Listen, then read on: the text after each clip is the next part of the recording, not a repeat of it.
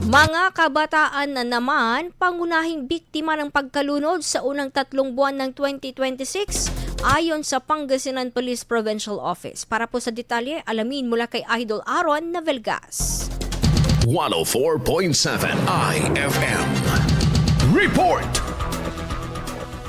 Sa unang 3 buwan ng 2026, kalimitan ay kabataan ang naging biktima ng pagkalunod sa iba't ibang lugar sa Pangasinan ayon sa datos ng Pangasinan Police Provincial Office.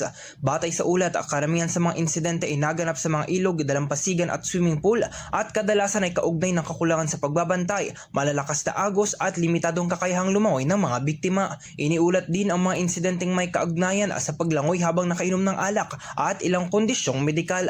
Ngayong panahon ng tag-init at madalas ang pagtatampisaw ng publiko sa iba't ibang pasyalan, pinaaalalahanan ng Pangasinan PPO ang publiko na huwag iwanang walang bantay ang mga bata, iwasang lumangoy sa ilalim ng impluwensya ng alak at sumunod sa mga babala at alituntunin sa mga lugar ng pampaliguan.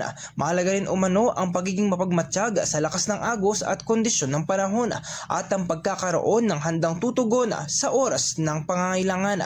Binigyang diin ng kapulisan na ang kaligtasan sa tubig ay pananagutan ng bawat isa at ang maagap na pag-iingat, disiplina at malasakit sa kapwa ang pinakamabisang paraan upang maiwasan ang mga trahedya. Kasama mo sa IFM News Dugupan, Idol Aaron Navelgas, Tatak IFM.